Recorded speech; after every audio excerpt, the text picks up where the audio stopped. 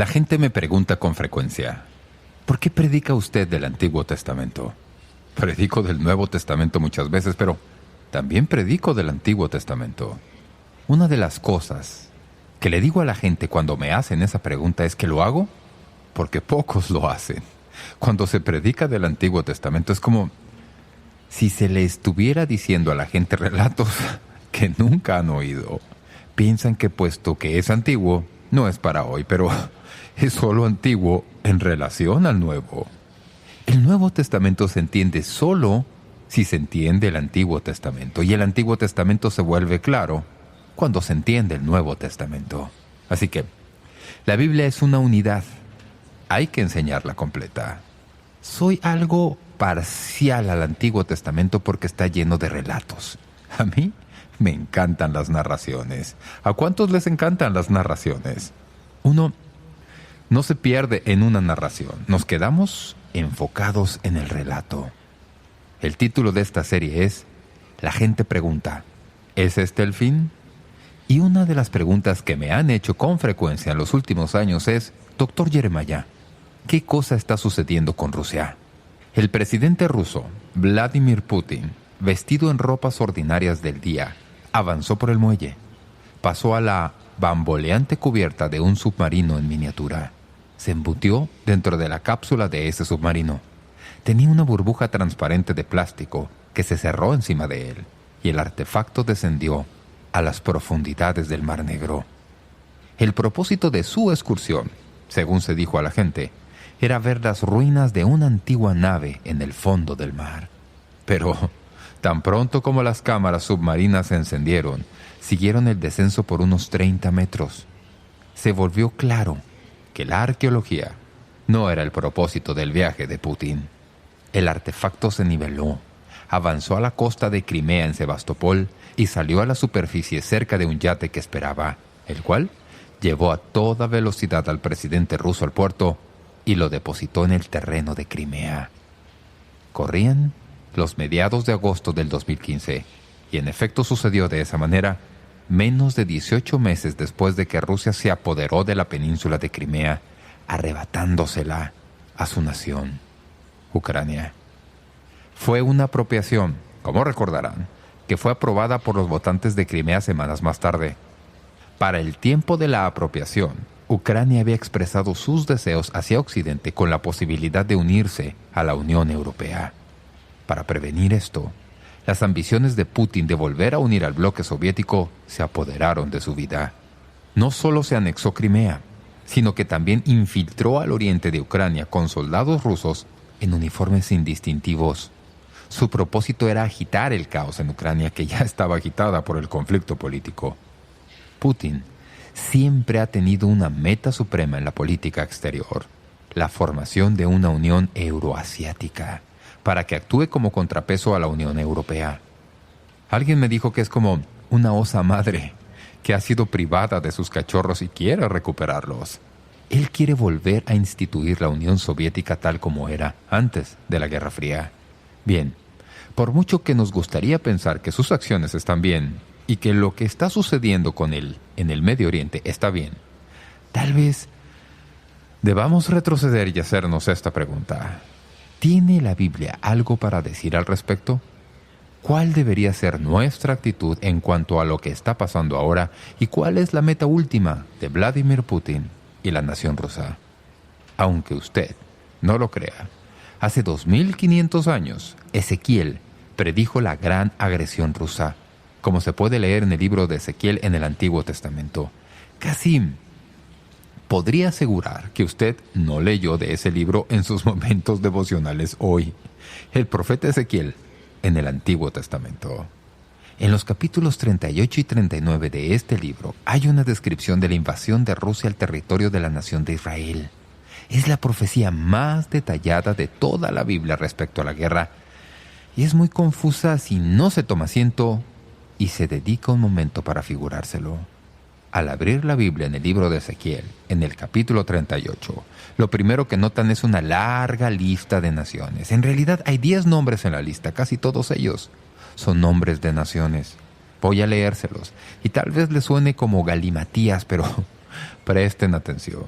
En el versículo 2 se mencionan los siguientes nombres: Gog, Magog, Ros, que la versión Reina Valera traduce soberano, Mesec, Tubal, Persia, Etiopía y Libia en el versículo 5, y luego Gomer, Togarma en el versículo 6.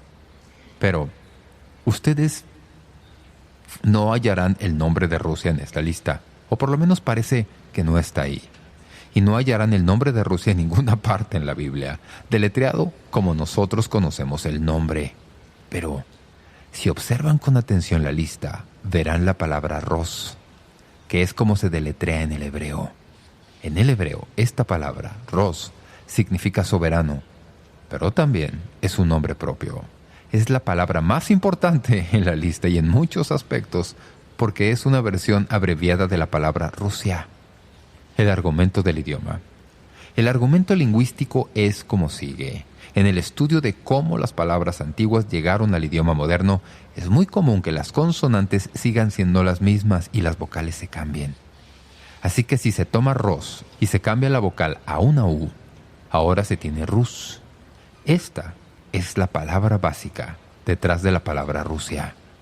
La mayoría de lingüistas, retrocediendo al principio del estudio de esta palabra, opinan que el nombre en la lista es el nombre para Rusia. Pero no tenemos que depender simplemente en el argumento lingüístico, porque también tenemos el argumento del lugar. Ahora, favor de poner mucha atención. En la Biblia se leen, especialmente el Antiguo Testamento, palabras que definen direcciones tales como norte, sur, este u oeste. Y no sé si alguna vez ustedes se han preguntado, ¿norte, sur, este, oeste, de qué? Y entonces se da cuenta, al estudiar la Biblia, que en la mente de los escritores, el centro de la tierra era Israel.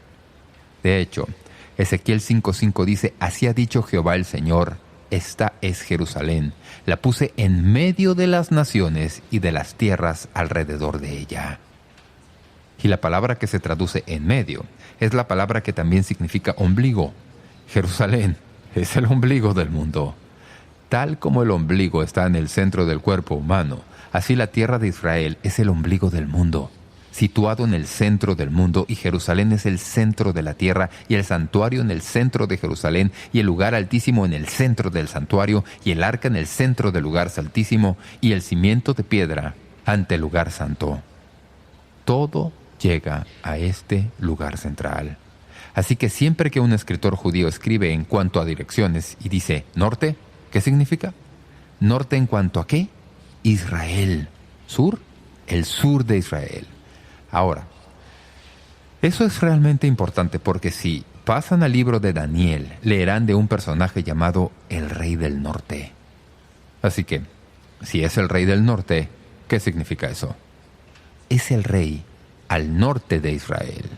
Y si toman un lápiz y un mapa y trazan una línea recta desde Israel hasta el extremo del norte, solo hay un lugar en donde van a acabar, y es Rusia. El rey del norte es el rey de Rusia. Ahora, al pensar en todos los nombres que menciona Ezequiel, ¿y qué son esos nombres? Son los nombres de las naciones que van a formar la alianza rusa. Esto es lo que dicen los versículos 1 y 2 de Ezequiel 38. «Vino a mí palabra de Jehová diciendo, Hijo de hombre, pon tu rostro contra Gog en tierra de Magog, príncipe soberano, o Ros, como ya hemos indicado, de Mesec y Tubal». Y la palabra Gog se halla en esta referencia varias veces. No es el nombre de una ciudad, pueblo o nación. Es un título, como el título presidente o faraón o César. Así que aquí Gog es el presidente. Y, por supuesto, ahora sabemos que es el presidente de Rusia. Así que es el presidente de los rusos. Es el comandante de la alianza.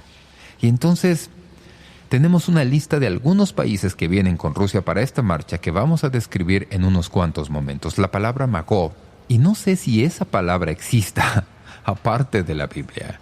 Ezequiel nos dice que este nombre se refiere a una alianza de naciones. Y si se traza esto en la historia, se notará que Magog es la tierra que rodea a Rusia, llena de un sinnúmero de lugares con nombres distintivos. En la Biblia Jeremiah de estudio tengo una nota al respecto, y estas son las naciones: Istán, ¿Y qué quiero decir con eso? Bien, se trata de Kazajstán, Kirguistán, Uzbekistán, Turkmenistán, Tayikistán y tal vez Afganistán. Todas las naciones que terminan con Stan. ¿Y qué son estas naciones?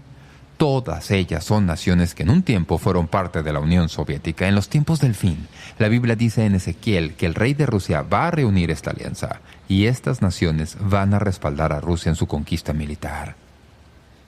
Permítanme darles un breve vistazo de quiénes son las naciones de la alianza porque es importante que vean cómo se reúne esta coalición.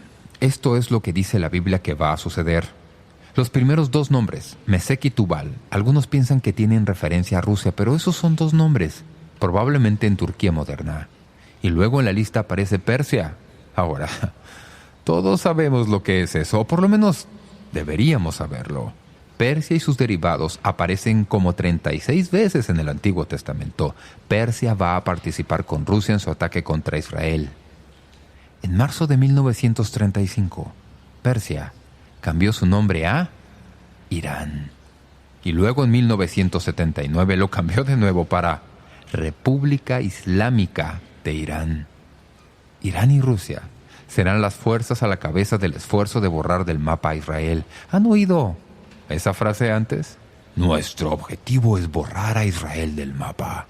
Hoy, con sus 77 millones de habitantes, Irán está imponiendo su influencia, no solo en el Medio Oriente, sino también en Occidente. Es la nación que da mayor financiamiento al terrorismo del mundo. Ahora bien, hace poco, el gobierno de los Estados Unidos firmó un acuerdo con Irán. Ese argumento aturde a todos. Nadie puede figurárselo. Incluye el permitir que Irán desarrolle armas nucleares y tenga acceso a unos $100,000 millones. Supimos que el gobierno se los envió en un avión, en la oscuridad de la noche, en efectivo. Todo lo que estoy diciendo es que es difícil figurárselo. Tiene que haber algo que no sepamos. ¿Lo han pensado? Más de un comentarista político ha dicho que ahora les damos dinero al más grande financiador de terrorismo del mundo. Así que tenemos Persia, tenemos Rusia, Persia y Turquía. Luego, la nación que se menciona de seguido es Etiopía. Cuando Ezequiel dijo esta profecía, Etiopía era el nombre del territorio al sur de Egipto. Hoy, esa región es la nación de Sudán. Junto con Irán, Sudán es uno de los más feroces enemigos de Israel. Luego, el nombre que sigue en la lista de nombres bíblicos es Libia, la tierra al occidente de Egipto. Luego tenemos a Gomer, que muchos piensan que pudiera ser Alemania por su similitud con su nombre en inglés. Luego tenemos a Togarma, que es una nación claramente al borde de Rusia. Todas estas se mencionan a fin de que sepamos que va a haber al fin del tiempo una coalición de naciones encabezada por Rusia e Irán. Van a reunirse y van a atacar a Israel. Todas estas naciones van a venir del norte en una increíble coalición de ejércitos y van a marchar contra Israel. Ahora, veamos el ataque ruso. Después de mencionar a los aliados rusos, Ezequiel pasa a describir la invasión en sí y lo que va a suceder. En el versículo 3 leemos, «Así ha dicho Jehová el Señor, he aquí, yo estoy contra ti». El término ti, aquí, se refiere a Rusia. Dios está profetizando contra Rusia. Dios está diciendo, yo estoy contra ti. Y cuando usa la palabra ellos, está hablando de Israel. Así que la pregunta que tenemos que hacer es esta. ¿Por qué Rusia y sus aliados atacan a Israel? Quiero decir, ya hemos dicho lo pequeño que es Israel y por qué su tamaño no tiene mayor significación en relación al tamaño del mundo. Pero la Biblia nos dice, ¿por qué Rusia hace esto? Tenemos 3 razones. Primero que nada, los rusos van a venir a apoderarse de la tierra de Israel. Ezequiel 38:11 dice, «Subiré contra una tierra indefensa. Iré contra gentes tranquilas que habitan confiadamente». En otras palabras, este ejército viene primero para quitarle a Israel su tierra. En segundo lugar, su segundo propósito es no solo apropiarse del territorio de Israel, sino también robarse su riqueza. Los versículos 12 y 13 de Ezequiel 38 dicen, para arrebatar despojos y para tomar botín. Versículo 13, para tomar botín, para quitar plata y oro, para tomar ganados y posesiones, para tomar grandes despojos. Usted tal vez se pregunte, ¿qué clase de riqueza tiene Israel que hará que tal ejército se reúna para marchar y apropiarse de todas sus cosas? Bien, si alguna vez ha visitado Israel, sabe que es un lugar muy próspero. Voy a darle algo de información en unos minutos. Acaban de descubrir que Israel tiene petróleo. Todavía no han empezado a extraerlo, pero he leído que puede ser uno de los más ricos depósitos de petróleo en el mundo. ¿Pueden imaginarse si Israel tiene su propio petróleo y no tuviera que depender de sus vecinos árabes? Tendría una fuerza independiente que no la tiene al momento. También hay riquezas en el Mar Muerto. Hemos leído de eso por muchos años. Así que, para cuando este ataque tenga lugar, Israel será una fruta madura del mundo de la cual apropiarse, para apropiarse de su tierra y saquear su riqueza, y también para masacrar a su pueblo. Ezequiel dice, iré contra gentes tranquilas que habitan confiadamente, todas ellas habitan sin muros y no tienen cerrojos ni puertas, para poner tus manos sobre las tierras desiertas ya pobladas y sobre el pueblo recogido de entre las naciones. Vendrás de tu lugar, de las regiones del norte, tú y muchos pueblos contigo, y subirás contra mi pueblo Israel como nublado para cubrir la tierra. Así que Israel va a ser atacado por esta coalición del norte, porque quieren el territorio de Israel, quieren la riqueza de Israel y quieren masacrar a los israelitas. Hay un odio destilado en los corazones de muchos en contra de los judíos.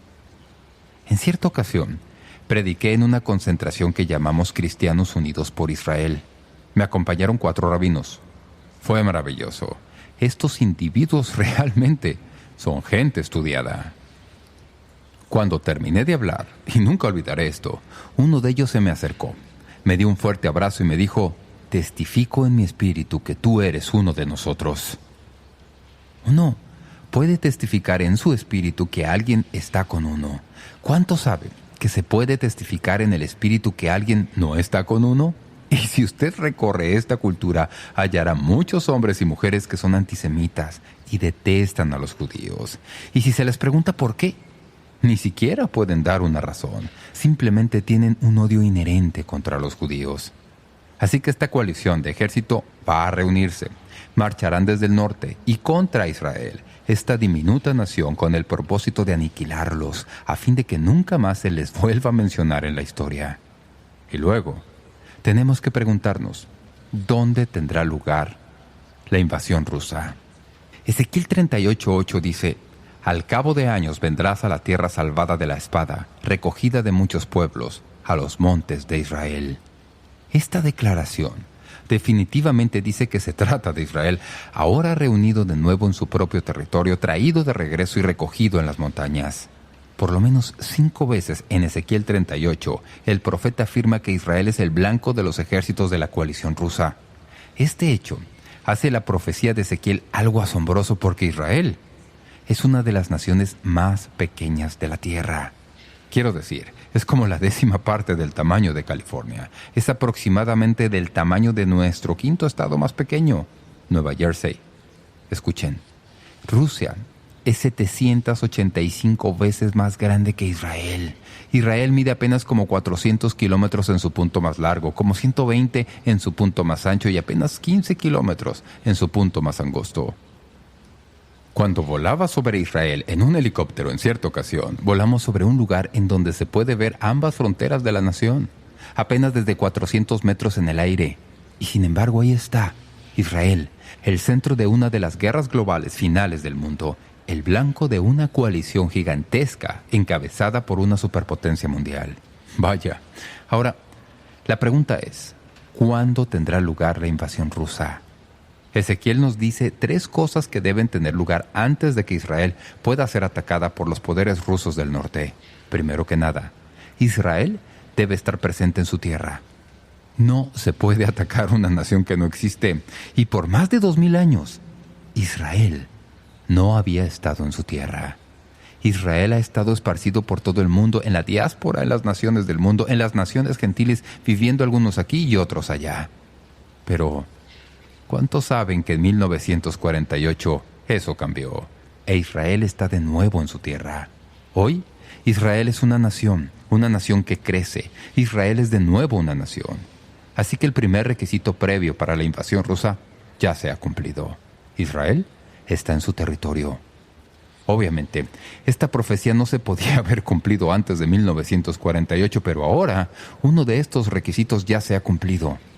¿Cuál es el segundo? El segundo es que no solo debe estar presente en su tierra, sino que Israel debe prosperar en su tierra. Ezequiel profetizó que cuando los judíos volvieran a su territorio, Dios los bendeciría más allá de lo que jamás han conocido en su historia.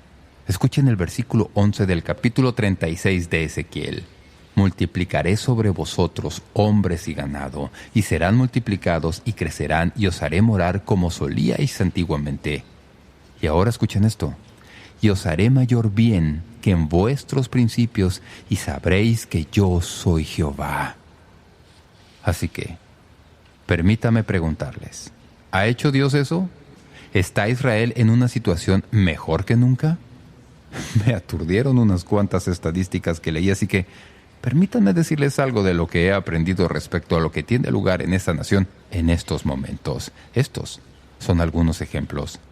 La Bolsa de Valores de Tel Aviv incluye 616 compañías, lo que quiere decir que Israel tiene una empresa pública por cada 2.500 ciudadanos. Si se compara eso con los Estados Unidos de América, nosotros tenemos una compañía pública por cada 47.000 ciudadanos. Ellos tienen una por cada 12.000, nosotros tenemos una por cada 47.000. Israel tiene la mayor cantidad de compañías Nasdaq del mundo, más que China, más que la India, más que Corea, más que Japón, más que Canadá y más que todo el continente europeo.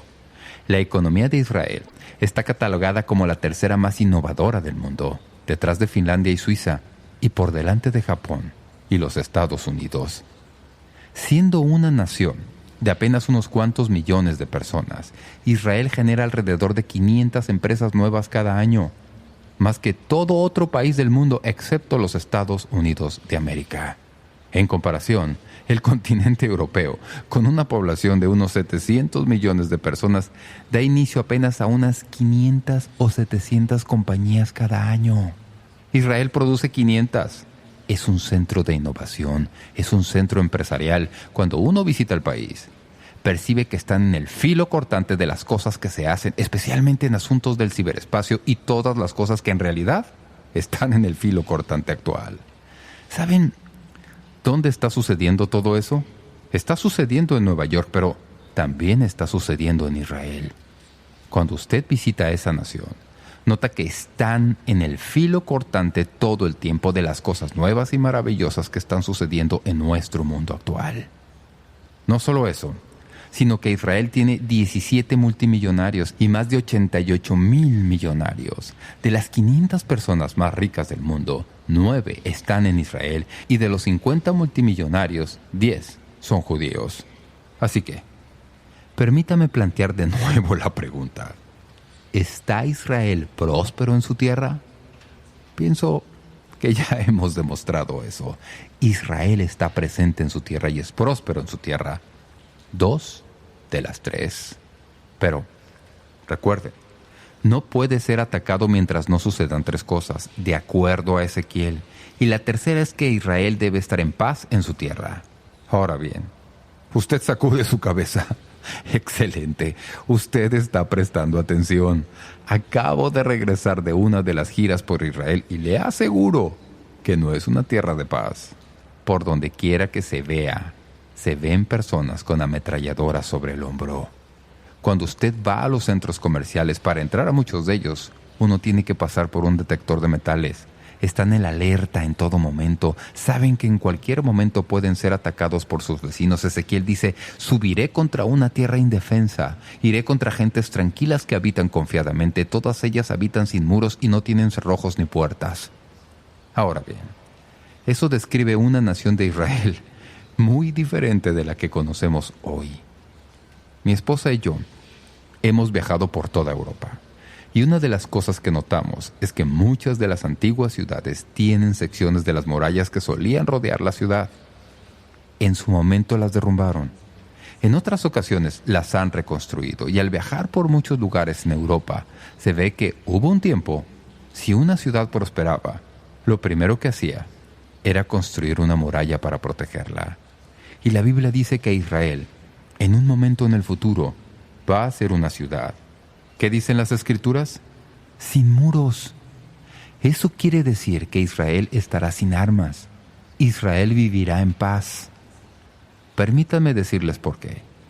Al principio del periodo de la tribulación, justo después de que tenga lugar el rapto, el anticristo, el gobernador del mundo, va a hacer un pacto con Israel por 7 años.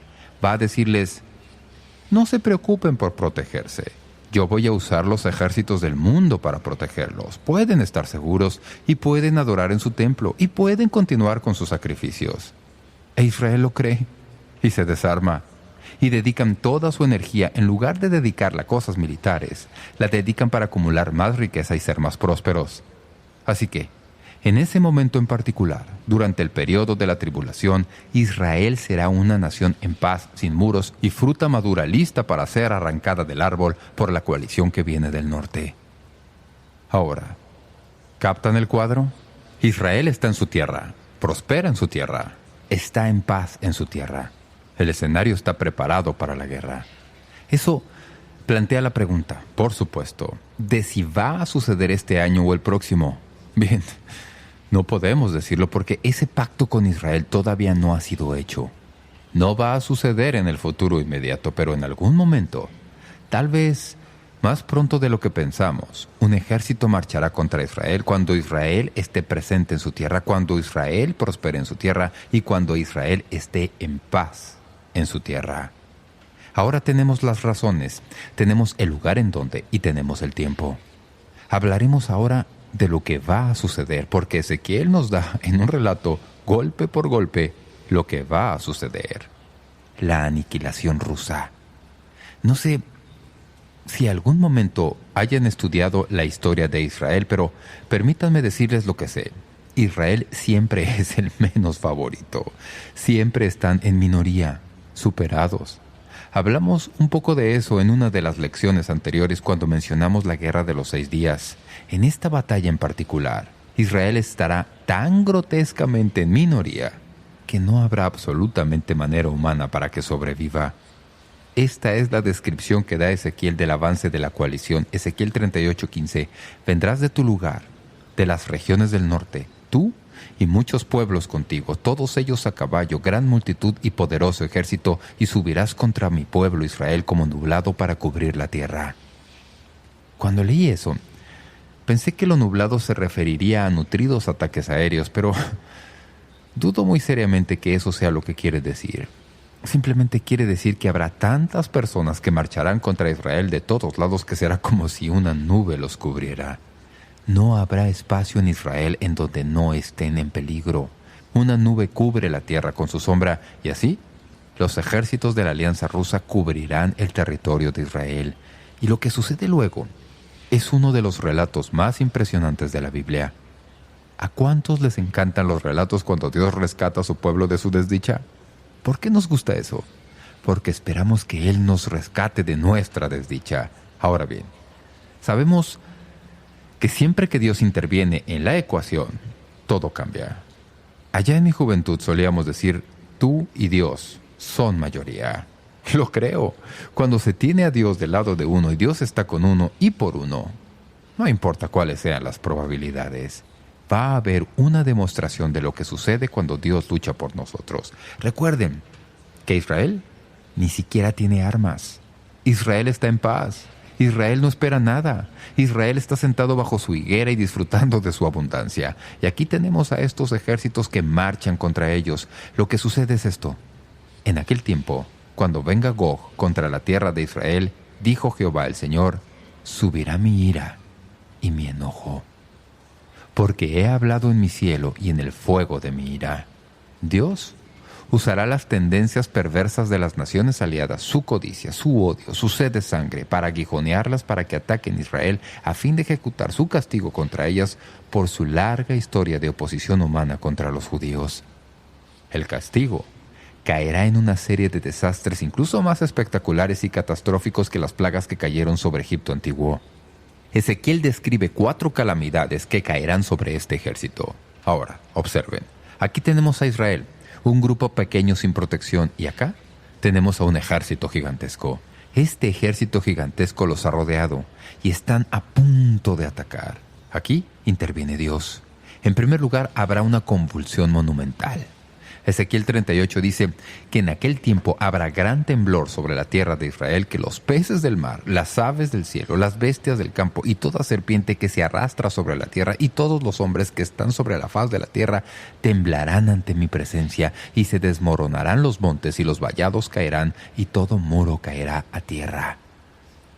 Los terremotos serán como no se ha visto jamás en la tierra. Su nivel superará por completo la escala de Richter. Enormes rascacielos, las montañas se desmoronarán, y aunque Israel será el epicentro, toda criatura viva en la tierra sentirá los efectos de este terremoto colosal. Dios aplica un arma, el terremoto. Mi favorita es la siguiente. No solo habrá convulsiones monumentales, sino que también habrá confusión militar. Ahora, observen esto. Y en todos mis montes llamaré contra él la espada, dice Jehová el Señor, la espada de cada cual será contra su hermano. La conmoción, la ruina, las nubes de polvo que se elevan del terremoto generarán confusión masiva e histeria entre los soldados del ejército invasor. El comentarista John Walworth lo describe de esta manera. Es pandemonio. La comunicación entre los ejércitos invasores se interrumpirá. Empezarán a atacarse unos a otros. La espada de cada hombre se volverá contra su prójimo. El temor y el pánico cundirán en las fuerzas de modo que todo ejército dispara indiscriminadamente contra los demás. Ahora bien, esa es un arma excelente. Si uno no tiene suficientes personas para disparar contra aquellos que le están disparando a uno, simplemente los pone a que se disparen unos contra otros. Se le llama fuego amigo. Eso es lo que Dios permite que suceda. Primero el terremoto y luego la confusión. Y luego la Biblia dice que hay contagio serio. Y yo litigaré contra él con pestilencia y con sangre. Una tercer arma que Dios usa contra estas personas que invaden su tierra santa será una epidemia de enfermedad que se desata. Los cadáveres estarán por todas partes, produciendo una plaga maligna que infecta la tierra y miles más de los invasores morirán. Y luego, finalmente, en la lista de Ezequiel, hay un comentario general en cuanto a calamidades múltiples. Ezequiel 38:22. Y haré llover sobre él, sobre sus tropas y sobre los muchos pueblos que están con él, impetuosa lluvia y piedras de granizo, fuego y azufre. Un diluvio de fuego y azufre caerá sobre Rusia y sus aliados, tal como Dios hizo llover fuego y azufre sobre Sodoma y Gomorra. La victoria que Dios gana por su pueblo será la más espectacular que jamás ha tenido lugar sobre la tierra. Dios mismo recibirá la gloria, y no habrá duda de quién salvó a Israel. Es casi como si Dios quitara toda arma de las manos de los israelíes y las pusiera en la posición más indefensa en que pudieran estar. A veces, los israelíes se dejan ganar por el orgullo. Ahora, ninguno de ellos podrá decir, miren lo que hicimos. No hicieron nada. Simplemente se quedaron ahí y Dios intervino y ganó la guerra por ustedes, o de lo contrario, no estarían vivos hoy. Ahora bien, ¿cuántos saben que así es para todos nosotros, verdad? A menudo pienso que a Dios le encanta dejar que lleguemos al fin de nosotros mismos cuando ya no podemos hacer nada, y ahí es donde Dios actúa. Y Él es el único que puede recibir el crédito. Una de las cosas que se aprende cuando se está en una cama en un hospital y la única dirección en que se puede mirar es hacia arriba, es que ese no es un mal lugar en el cual estar, porque de allá arriba es de donde viene la ayuda. Bien, lo que sucede después es una especie de limpieza detallada. La situación posterior de Rusia es, como solían decir mis hijos, algo repugnante. La intervención sobrenatural para proteger a Israel y aplicar castigo a los rusos dejará todos los campos de Israel, sus montañas, sus llanuras, sus barrancos y sus lagos regados con montones de los cadáveres de los invasores. La disposición final de estos cadáveres se puede resumir en 3 expresiones: las aves y las bestias, la quemazón y los entierros. Pero escuchen lo que dicen las Escrituras. Primero, las aves y las bestias. Ezequiel anota la invitación de Dios a todas las aves del mundo y a las bestias del campo para que vayan a Israel y devoren a los miles de cadáveres que estarán esparcidos por toda la tierra. Dios, en realidad, lo llama mi víctima que sacrificó, para los carroñeros que acudirán a su llamado y limpiarán la tierra para su pueblo.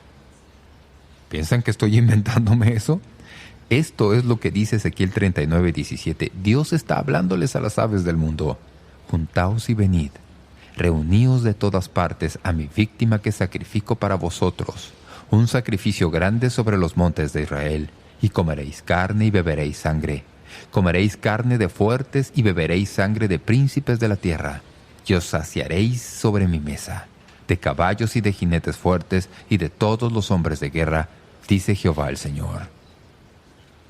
Tenemos 2 cenas en el libro de Apocalipsis: la cena de las bodas del Cordero y la cena de Dios. Asegúrese de que estará en la cena correcta, porque si no está en la cena correcta, usted será la cena. Yo espero estar en la cena de las bodas del Cordero. Yo no estaré aquí en la tierra cuando esto suceda. Luego, la Biblia dice que después de que se llama a las aves para que limpien la carnicería de la guerra, habrá la quemazón. No solo la invasión rusa fracasada dejará montones de cadáveres, sino que también dejará todo el equipo militar de la coalición como basura regada por todo el paisaje. Así es como se va a limpiar las armas inútiles. Escuchen de nuevo Ezequiel. Y los moradores de las ciudades de Israel saldrán y encenderán y quemarán armas, escudos, paveses, arcos y saetas, dardos de mano y lanzas, y los quemarán en el fuego por 7 años. No traerán leña del campo ni cortarán de los bosques, sino quemarán las armas en el fuego y despojarán a sus despojadores y robarán a los que les robaron, dice Jehová el Señor. Necesitarán 7 años para quemar la gigantesca cantidad de armas que los aliados del norte dejan en Israel. Recuerdo que se me preguntó respecto a esto porque todas las armas que se mencionan parecen ser primitivas. Quiero decir, uno no quema los tanques o las armas que tenemos hoy. Así que alguien pregunta, ¿qué quiere decir todo esto? Bien, hay un par de respuestas a esta pregunta. Número 1. ¿Cómo se podría describir eso si se estuviera en el tiempo de Ezequiel? Diría, ¿y los tanques saldrán para atacar la nación? Él nunca había oído de un tanque de guerra. No sabía lo que es un tanque. Así que describe las armas en el lenguaje de su entendimiento y en la comprensión de aquellos que leerían su libro. Pero, ¿saben? He hecho algo de investigación sobre este libro y encontré algo que me sorprendió. Como saben, hay un nuevo tipo de guerra que se libra ahora, cuando envían impulsos electromagnéticos por toda la nación, y eso inutiliza por completo todo el sistema electrónico de un país. Estos impulsos electromagnéticos deshabilitan todo el equipo moderno. El libro dice, y eso puede decir que durante ese tiempo las naciones volverán a estilos más primitivos de guerra de lo que usan en tiempos modernos. No sé si eso vaya a suceder o no, pero lo que sí sé es que la Biblia dice que en ese día necesitarán 7 años para librarse de todas las armas descartadas en la tierra. Las aves y las bestias, la quemazón y luego los entierros. Los carroñeros y aves de rapiña que Dios invita para devorar a los cadáveres de los invasores, con todo, dejarán un residuo de huesos y otras partes no comestibles, y será necesario que Israel entierre lo que los carroñeros dejaron atrás. En el paisaje que sigue, Dios especifica cómo sucederá eso. Ahora, escuchen, sé que esto en realidad suena estrambótico, estrafalario. Esto es muy emocionante porque la Biblia lo describe en detalle. En aquel tiempo yo daré a Gog lugar para sepultura ahí en Israel, el valle de los que pasan al oriente del mar, y obstruirá el paso a los transeúntes, pues ahí enterrarán a Gog y a toda su multitud y lo llamarán Valle de Amón Gog. y la casa de Israel los estará enterrando por 7 meses para limpiar la tierra. Si ustedes conocen la ley judía, los judíos tienen una relación muy particular en cuanto a los cadáveres. No pueden aguantarlos, así que estarán totalmente motivados para librarse de todas las evidencias de la muerte. La Biblia dice que les llevará 7 meses enterrar todo lo que queda del ejército. La Biblia nos dice estas cosas a fin de que cuando nos veamos en una situación en donde las cosas parecen imposibles, no pensemos que lo son. Porque la Biblia dice que el Dios a quien servimos es el Dios de lo imposible. Cuando todo nos parece imposible, Dios está apenas en el borde de su poder. Dios puede hacer todo mucho más allá de lo que pedimos o entendemos. Y esa es la situación en que nos encontramos hoy, en nuestra nación, en nuestra cultura. Oigo que la gente dice en muchas ocasiones, pues bien, pienso que da lo mismo. Haga, lo que va a suceder, va a suceder. Y se dan por vencidos. No pienso que esa sea la respuesta correcta. Pienso que todos debemos intervenir en todo lo que podamos buscando lo que es correcto. Pero después de que todo se ha terminado y hemos hecho lo mejor que nos ha sido posible y a veces sentimos como si hubiera sido muy inadecuado e insuficiente, Dios todavía tiene todo el poder y tiene toda su majestad y toda su capacidad. Relatos como el que acabamos de estudiar nos recuerda que tenemos un Dios grande y asombroso. Y nada escapa a su poder. Incluso cuando parece que ya no hay esperanza, Dios interviene y lo cambia todo tal como lo hizo para el pueblo de Israel. Y eso quiere decir que lo que sea que temamos, tampoco es coteja para Dios. Y cuando todo parece como si ya no hubiera esperanza, la esperanza está simplemente esperando para el momento apropiado cuando Dios se presente. Podemos confiar en Dios. Y ese es el mensaje de este capítulo. Así que cuando usted lee los títulos ominosos o se los meten entre los ojos, recuerde que nuestro Dios es el Dios de justicia. El mal no prevalecerá. Dios es el Dios de amor. Él protegerá a los suyos tal como lo hizo con Israel. Dios es el Dios de la verdad, el que cumple su promesa, pase lo que pase. Y es el Dios del futuro. Él ya está en el futuro. Él sabe el mañana mejor de lo que usted y yo conocemos el ayer. Aunque parece que las cosas están saliéndose de control, Dios no nos ha abandonado. Debe parecerle a Israel que las fuerzas que vienen en su contra son formidables e irresistibles y que no hay esperanza. Bien, aquí estoy para decirles, eso no es así. El Señor está de nuestro lado y no tenemos por qué temer a nada ni a nadie. Usted dice, pastor, ¿por qué no parece así todo el tiempo? ¿Por qué a veces siento como si todo el mundo estuviera en mi contra y todo marcha al revés? Leí hace poco que incontables témpanos flotan en las frígidas aguas alrededor de Groenlandia. Algunos pequeños y algunos gigantescos. Si se les observa con atención, se nota a veces que los témpanos pequeños se mueven en una dirección, en tanto que sus contrapartes gigantescas flotan en otra dirección. La explicación es muy sencilla. Los vientos de la superficie empujan los pequeños. Los masivos son arrastrados por profundas corrientes oceánicas. Cuando enfrentamos pruebas y tragedias, amigos y amigas, es útil ver nuestras vidas como estando sujetas a dos fuerzas, vientos de superficie y corrientes oceánicas. Los vientos representan todo lo que puede cambiar, que es impredecible y produce angustia. Pero operando simultáneamente con estas ráfagas y rachas, hay otra fuerza incluso más poderosa. Es el movimiento seguro de los propósitos sabios y soberanos de Dios, la profunda corriente de su amor inmutable. El subtítulo de este libro tiene que ver con la soberanía inmutable de Dios en medio de un mundo que perturba. Su soberanía inmutable es el témpano gigantesco impulsado por las corrientes de su amor. Y sin embargo, todos tenemos que lidiar, ¿verdad?, con lo que el viento arrastra. Y algunas de las cosas que suceden parece como si estuvieran yendo en la dirección errada. Manténgase conectado con Dios, aunque no entienda lo que sucede a su alrededor. Manténgase conectado con Dios. Así, no se perderá en estos días de reto.